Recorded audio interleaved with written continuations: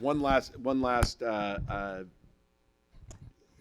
speaker, without whom we wouldn't be here. But let me also pause just to thank all the people who made this event possible. Allison Berkey, who is in the room, right over here, the director of the Cyber Initiative. Michelle Pualuan, who I think is, there you are. Thank you so much for everything. We also thank Eloise Duvalier, who's the project manager of the Project of Democracy and the Internet, who I should have thanked earlier. So thank you so much. And now let me thank Larry Kramer, who is the head of the Hewlett Foundation, who's going to issue some closing remarks here. I should say, I have so many things to thank Larry for, among them my job here at Stanford, because Larry was the dean of the law school when I got the offer. It only took me I don't know how many years. Well, it took my wife really time to convince to move from New York to Silicon Valley. Just as I was on the cusp of accepting Stanford's offer, he says, I find out he's going to the Hewlett Foundation to lead the Hewlett Foundation. But just in typical Larry Kramer fashion, he says, no, this is good for you. Let me tell you why, right? And he was starting up the Madison Initiative here at the Hewlett Foundation, which was their project on democracy. And it's been great to have a partnership with them since I've been here. Little did we know that then that project on democracy, the Madison Initiative, would also sort of added to that would then be this huge program that they've been doing on cybersecurity and sort of democracy and the internet. And so they've been big supporters of so many of the projects here at Stanford, in particular the Cyber Initiative, which was the sort of original program that now we're folding into this center. And so Larry has been, a forward thinker on a lot of these issues. As a former law professor and sort of renowned law professor, constitutional law expert, issues of free speech and democracy have been central to his writing. But now he's in the great role to make so many things happen around the country in these areas of democracy and technology. So thank you, Larry, for all your support and for Hewlett's support. And I'll turn this over to you.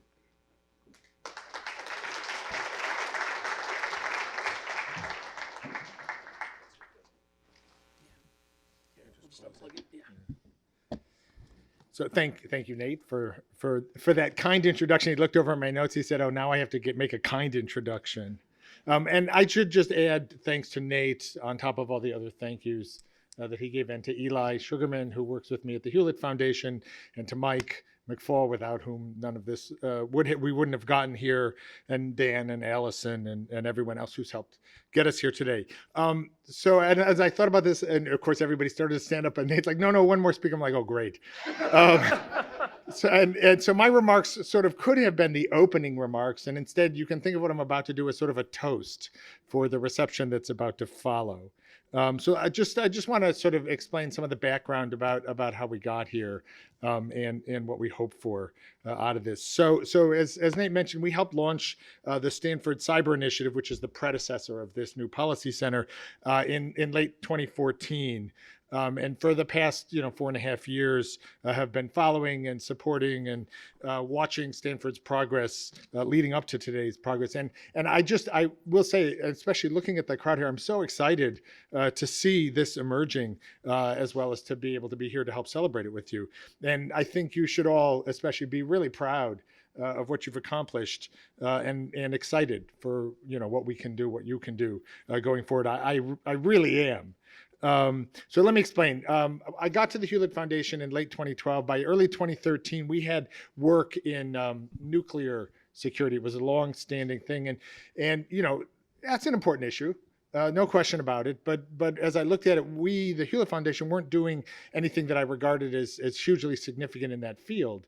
And so, just sort of thought it was scheduled to roll off. And rather than just let it roll off, sort of thought, are there other issues in security that we should look at? And kind of on an offhand comment said, we should look at cybersecurity, and then thought, we should look at cybersecurity. And it was interesting because when we started to look at it, what we discovered was, of course, there were these huge, I will say everyone else in the foundation world looked at me kind of like, what? But there were these huge issues brewing. There were hundreds of millions of dollars being spent by both government and industry putting out the fires of the day. And there was exactly zero funding or support for long-term policy thinking, and nothing really organized going on in any universities at all, which seemed like an obvious place to start. And when we talked to other funders and asked them why, there were obvious funders, I thought, and none of them were working in this field. And they all explained because there was all this money being put into it by governments and industry.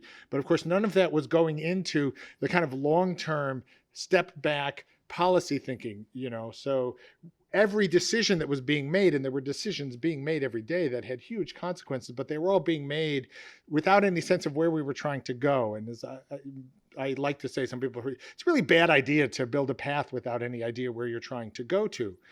So the question was, how do we start to think about that? And it was clear that the policymakers who were trying to make these decisions were really doing it in a context where they didn't really understand the complexity of the issues, didn't really know yet how to balance the competing values, national security, commerce, privacy, civil liberties, and so on, and so didn't know how to think about the long-term trade-offs that were being made in their decisions unavoidably.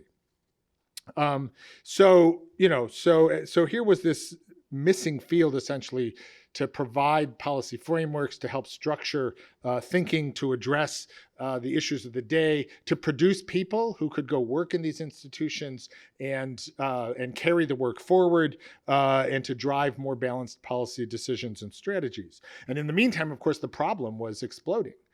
This was before I was just thinking yesterday, there haven't been that many sort of headline news stories this year yet, but the explosion of them was just getting going.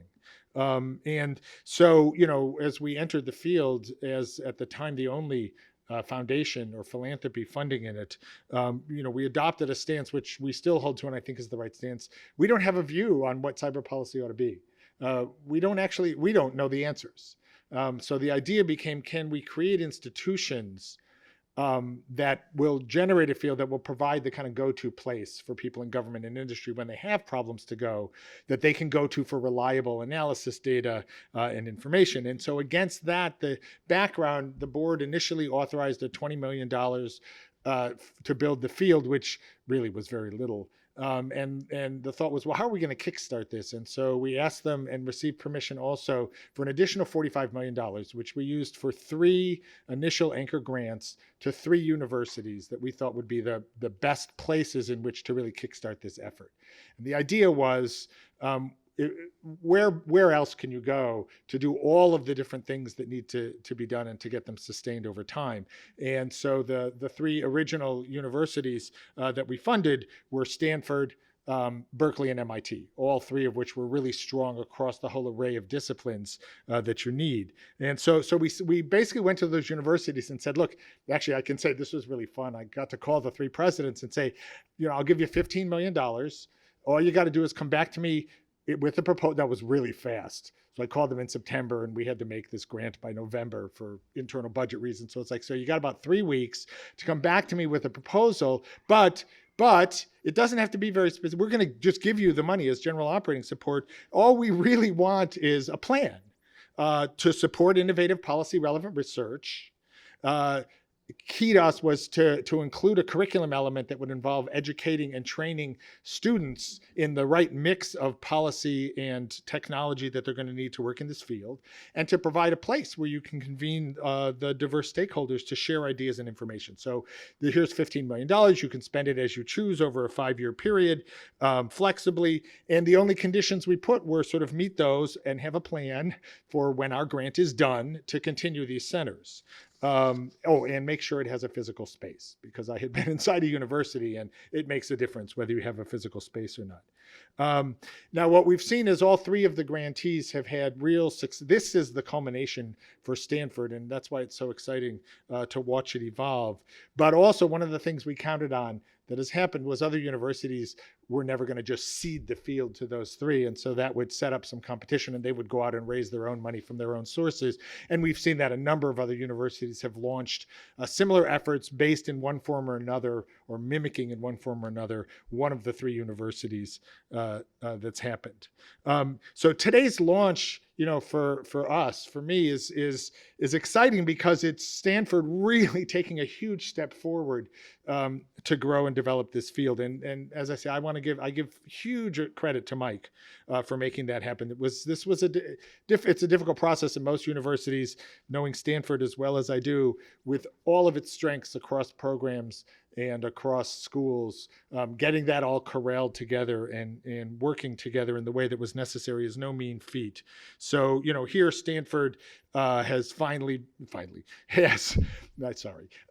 Stanford did feel that way sometimes. Stanford has focused its research agenda around really good core topics, begun to staff up, provided a physical space, developed a robust cyber policy track within the International Masters of Public Policy program. And these are all really important accomplishments that create a foundation for the new center. That it's housed here first within the Freeman Spogli Institute, I think is fantastic. The university's really flagship effort around international policy research. The fact that we are located here and it gives Stanford really an opportunity to be the bridge to DC, between DC and Silicon Valley, because that, of course, remains an important divide, and so become a real go-to partner for governments and industry alike. I love the way in which this effort mixes lawyers and economists, political scientists, and technologists, and the mix of programs that make this up, the 4 programs covering really a wide array of important issues, but with enough definition to make something happen. We especially like the combination of programs that focus on cybersecurity on the one hand, and those addressing, what is a distinct, although related, challenge of disinformation, digital disinformation. Doing that within a single center, we think is really important and a step forward. We actually, just so you know, the foundation, this is a problem. We've also launched an effort around digital disinformation, because this is obviously a key challenge to democracy and the place where cyber and the future of democratic government meet. So kudos to Stanford for really making that connection and building a program around those. And so we remain committed to seeing this effort succeed. The other thing they've done amazingly is live up to the promise of raising new money for the center, which has essentially doubled what we provided. And so we look forward to working with Nate and Dan and Alex and soon to be named executive director of the center, to really bring this all together and make it work. So as I say, this is kind of in the nature of a toast. Simply to say that we're excited to watch as all of these pieces to develop, and congratulations to all of you on the launch of this Cyber Policy Center. It's a major accomplishment. I think it'll have huge importance and impact in what is really an incredibly important field. So thank you all, and enjoy now go drink.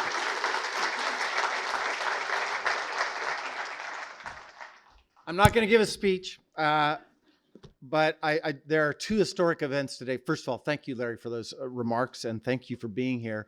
I am shocked that the rest of you are all here. We knew we were going to have a full house in the morning, which we did. And I apologize for those that had to stand for so long. We did not realize we'll have this many people still here. So there's one more historic moment that we're having. Today, we have launched the 7th center of FSI. And right now, we're going to go have real toast, not fake toast, with real alcohol. And we're going to do it in a historic location where there has not been a reception, I think, in decades at Stanford University. You guys were starting to move to the doors that way, thinking that's where the reception is. It is actually this way. And this is literally a historic moment for FSI. This project has been another very difficult thing that you have to, when you deal with space and you deal with money, and it's been 5, 10, how long? It's been here for the entire time I've been at FSI. So today is a historic moment that we're going to go out and have the first drinks in our new courtyard out this way, not that way. So thank you all for being here, and enjoy us in the new courtyard.